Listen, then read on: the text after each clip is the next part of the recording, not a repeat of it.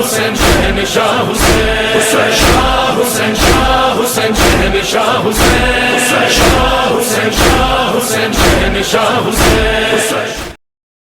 تو عزیزان گرامی، اب امام نے وہاں پہ اعلان کیا۔ اب امام وہاں پہ بھی جب گئے تو مختلف زیارات کی تعلیم دے رہے ہیں، مختلف علوم کی آبیاری کر رہے ہیں، شاگردوں کی تربیت کر رہے ہیں۔ امام نے فوراً بلایا، کہا ذرا بلاؤ، ذرا میرے جو شیعہ آنا چاہتے ہیں ان کو ملنے کے لیے اجازت دو۔ آنے لگے۔ ایک مرتبہ کسی نے کہا مولا کوئی ابو حنیفہ نامی آدمی دروازے پہ آیا۔ امام نے کہا ان سے کہو واپس چلا جائے۔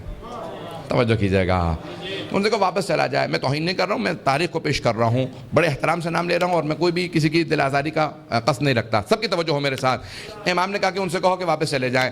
اتنے میں جب کہا کہ واپس چلے جائیں تو کچھ اور شیعوں نے پیغام بھیجا، کہا امام سے کہو کہ یہ شیعہ ملنے کے لیے آئے ہیں۔ امام نے کہا کہ ٹھیک ہے، ان کو آنے کی اجازت دے دو۔ توجہ ہے، انہیں آنے کی اجازت دے دو۔ وہ سارے شیعہ جیسے ہی آئے تو ان میں امام ابو حنیفہ بھی شامل ہو کے داخل ہو کے آ کے بیٹھ گئے سامنے۔ جیسے ہی آ کے بیٹھے تو امام نے ابھی کچھ کلام نہیں کیا تھا کہ ابو حنیفہ نے فوراً امام سے سوالات شروع کر دیے اور کہا کہ یہاں پہ کوفے کے اندر بہت سے لوگ بڑے بڑے صحابہ کی توہین کر جاتے ہیں، اعلان کرتے ہیں، آپ حکم دیں، فتویٰ دیں کہ یہ سب کے سب باز آ جائیں۔ امام نے کہا نہیں، نہ میں حکم دوں گا، نہ فتویٰ دوں گا، اور نہ روکوں گا۔ کہا کیوں نہیں روکیں گے آپ؟ امام نے کہا کیونکہ یہ لوگ میری بات کو نہیں سنیں گے، اس لیے میں اپنی بات کو ضائع نہیں کرنا چاہتا۔ توجہ توجہ توجہ توجہ ہو سارے مجمع کی۔ کہا امام نے کہا میں اپنی بات کو ضائع نہیں کرنا چاہتا، اس لیے میں یہاں اعلان نہیں کروں گا۔ کہا نہیں، کیسے ہو سکتا ہے؟ یہ 18,000 افراد کوفے میں رہنے والے سب کہتے ہیں کہ آپ کے شیعہ ہیں اور آپ کی بات نہ مانے۔ امام نے کہا تو بھی تو ہر جگہ بتاتا پھرتا ہے میرا شاگرد ہے۔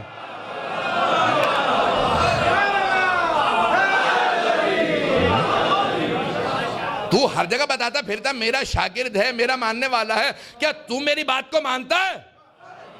کہاں میں آپ کی باتوں کو مانتا ہوں، ہمیشہ میرے متعلق کہتے رہتے میں باتوں کو نہیں مانتا۔ امام نے کہا بھی میں نے تجھے اجازت دی تھی اندر آنے کی؟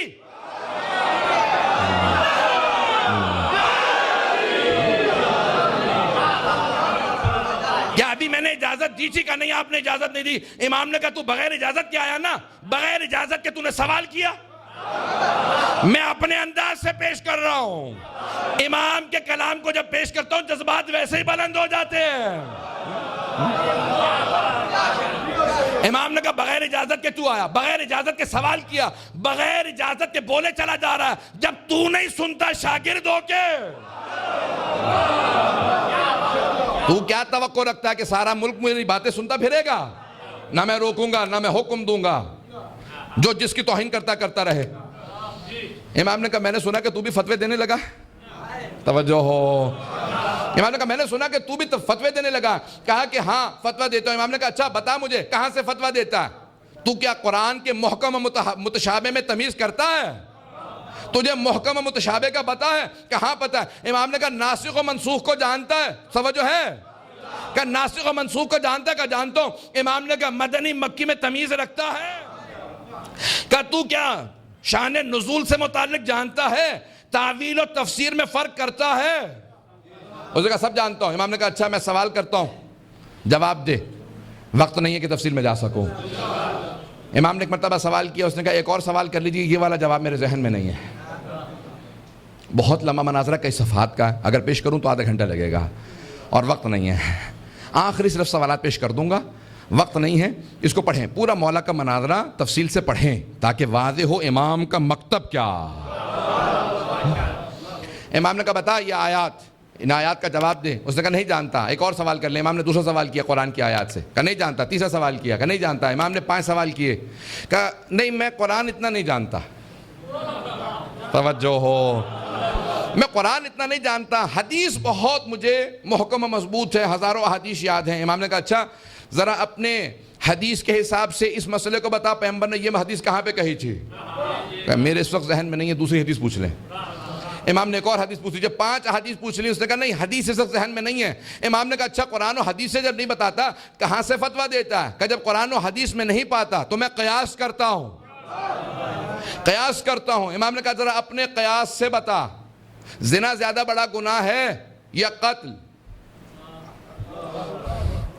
اس نے کہا قتل زیادہ بڑا گناہ ہے۔ امام نے کہا اچھا یہ بتا، اگر تو قیاس کو صحیح مانتا ہے اور کہتا ہے کہ قتل زیادہ بڑا گناہ ہے تو قتل میں اللہ نے 2 گواہ مانگے ہیں، زنا میں 4۔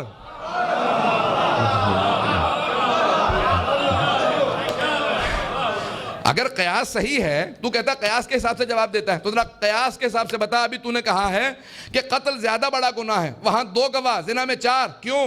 کا ذہن میں نہیں ہے، ایک اور سوال کر لیں، توجہ ہو۔ اب میں جلدی پیش کر رہا ہوں، ممبر کے احترام میں صرف وہی بات کروں گا جو امام علیہ السلام نے کہی ہے۔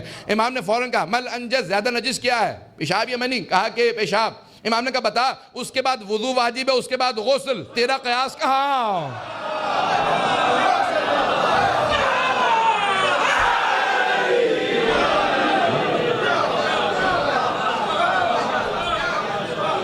امام نے قیاس سے متعلق اتنے سوالات کیے۔ امام نے کہا بتا اپنے قیاس کے حساب سے، قرآن و سنت کو نہ دیکھنا، قیاس کے حساب سے ذرا بتا، نماز افضل ہے یا روزہ؟ اس نے کہا نماز افضل ہے، اس میں کوئی دو رائے نہیں ہے۔ امام نے کہا اپنے قیاس کے حساب سے بتا، خاص ایام میں مستورات کی نمازیں ساقط، روزے کی پھر بھی قضا واجب۔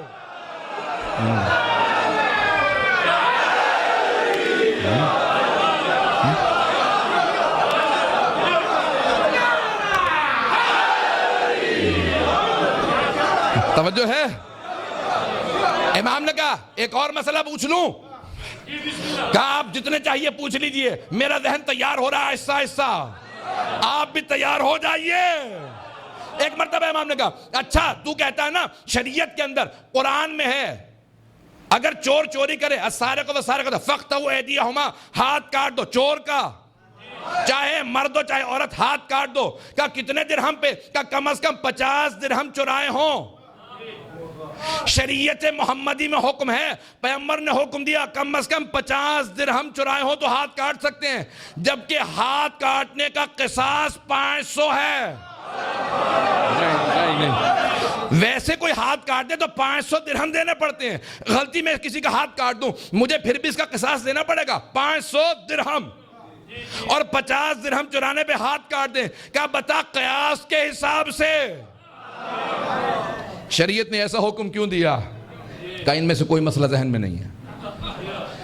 امام نے کہا سن، میں کبھی تجھ سے سوال نہ کرتا اگر تو خود حماقت نہ کرتا میری بارگاہ میں آنے کے۔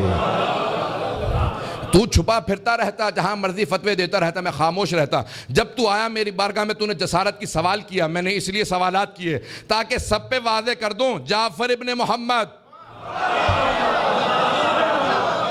اور ابو حنیفہ شیر و شکر نہیں تھے، مسلک الگ الگ تھے، مشرب الگ الگ تھے۔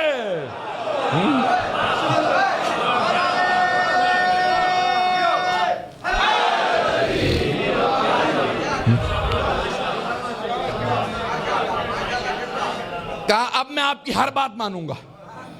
میں نہیں کہہ رہا ہوں، میں پہلے ہی سے تابع ہوں۔ اس نے کہا میں آپ کی ہر بات مانوں گا، آپ جو کہیں گے میں آپ کی بات مانوں گا۔